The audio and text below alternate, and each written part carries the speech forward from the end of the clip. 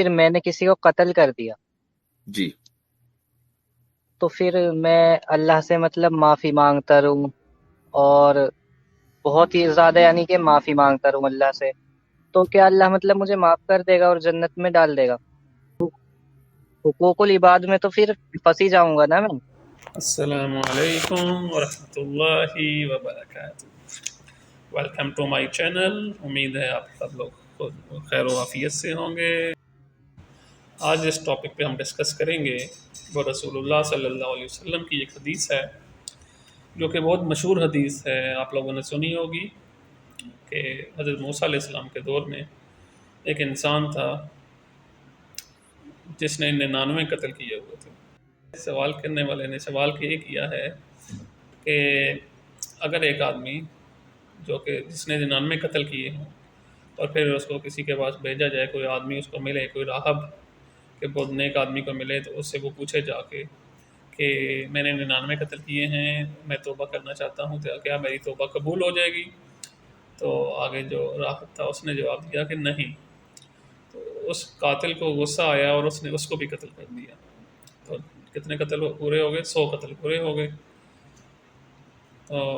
اب کسی بتانے والے نے اس کو بتایا کہ آپ فلاں آدمی کے پاس جاؤ، وہ بہت بڑا عالم ہے اور وہ انشاءاللہ آپ کو اچھا گائیڈ کرے گا۔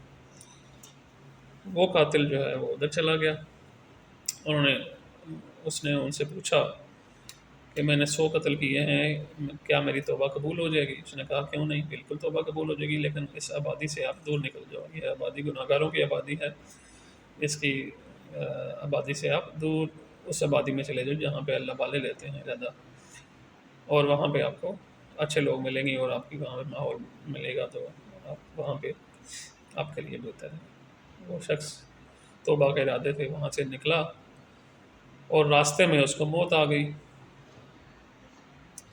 اب وہاں پہ موت کے فرشتے بھی آ گئے، اور عذاب کے فرشتے بھی آ گئے، اور نیکوں والے فرشتے بھی آ گئے، جنت والے فرشتے کہ ہم جنت میں لے کے جائیں گے، اور جو عذاب والے فرشتے ہیں وہ اس کو لینے آگے کہ ہم اس کو جہنمی ہے اور ہم اس کو جہنم میں لے کے جائیں گے۔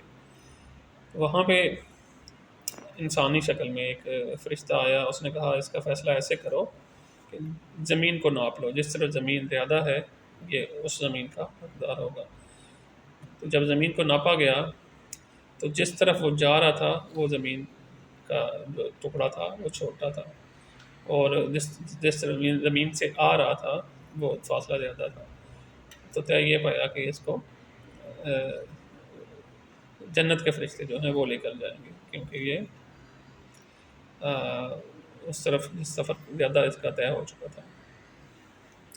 اب اس سٹوری میں یہ بھی اس حدیث میں یہ بھی آتا ہے کہ جب وہ ناپنے لگے تو جو زمین جس طرف وہ جا رہا تھا وہ زمین کا فاصلہ زیادہ تھا، لیکن اللہ کی رحمت غالب آئی اور اللہ نے اس زمین کو سکیڑ دیا، اور وہ زمین سکڑ گئی اور اس کا فاصلہ کم ہو گیا، اور دوسری زمین کا فاصلہ زیادہ ہو گیا، کیونکہ اللہ تعالیٰ نے اس شخص کی نیت، اس شخص کے ارادے کو مطلب اللہ تعالیٰ تو علام الغیوب ہے، اس کو جانتا ہے، تو اس کے نیکی کے اور توبہ کے ارادے کو اللہ تعالیٰ نے قبول کیا اور اس کی توبہ کو قبول کیا، اور وہ ایز اے مشرک نہیں مرا، ایز اے موحد مرا۔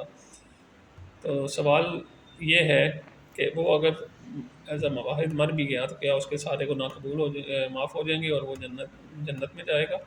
تو یہ تو ان لوگوں کے ساتھ ناانصافی ہے جو کہ قتل ہوئے ہیں۔ تو مطلب یہ ہے کہ دو طرح کے حقوق ہوتے ہیں، ایک ہوتے ہیں حقوق العباد اور ایک ہوتے ہیں حقوق اللہ۔ حقوق اللہ جو ہے اللہ تعالیٰ چاہے تو اب معاف کر سکتا ہے، بے شک اس میں کمی کوتاہی بھی ہو، اللہ کے رحمت سے وہ معاف ہو سکتے ہیں، لیکن حقوق العباد جو ہیں اس کا جواب آپ کو الٹیمیٹلی دینا پڑے گا، وہ اس شخص کے اوپر ڈیپینڈ کرتا ہے جس شخص کے ساتھ حق تلفی ہوئی ہے۔ جب تک وہ معاف نہیں کرے گا تو اللہ تعالیٰ اس کو معاف نہیں کرتا۔ تو اس شخص کے بارے میں بھی یہی ہے کہ اللہ تعالیٰ نے اس کو ایز اے مشرک نہیں مارا، وہ موحد مرا ہے، کیونکہ مشرک مر جائے تو اللہ تعالیٰ کہتا ہے ان اللہ لا یغفر ان یشرک بہ ویغفر ما دون ذلک لمن یشاء، اللہ مشرک کو کبھی معاف نہیں کرے گا، اس کے علاوہ جس کو چاہے گا معاف کر دے گا۔ تو اتنے بڑے عذاب سے اور ابدی جہنم سے وہ بچ گیا موحد مرنے کی وجہ سے، اور باقی جو ہے اس کے ساتھ جو بھی اس کے اعمال کے مطابق اعمال سزا ہوگی وہ ہوگی، لیکن یہ ہے کہ وہ اتنے بڑے عذاب سے اور ابدی جہنم سے بچ گیا ہے اس حدیث کے مطابق۔ تو سمجھنے کی بات یہی ہے کہ حقوق العباد جس میں ہم آج کل بہت کمزور ہیں، وہ انسان کو پورے کرنے چاہیے، لازمی ان پہ دھیان دینا چاہیے۔ حقوق اللہ کے بعد حقوق العباد کا بہت بڑا ایک مقام ہے دین اسلام کے اندر، ان کو پورا کرنے میں بہت زیادہ کوتاہی ہے، ایون مذہبی طبقہ بھی بہت زیادہ کوتاہی برتتا ہے۔ تو حقوق العباد کی بہت بڑی امپورٹنس ہے، اللہ تعالیٰ ہم کو اس کی حقوق العباد پورے کرنے کی، حقوق اللہ کے ساتھ ساتھ عمل کی توفیق عطا فرمائے۔ جزاک اللہ خیر۔ السلام علیکم ورحمۃ اللہ وبرکاتہ۔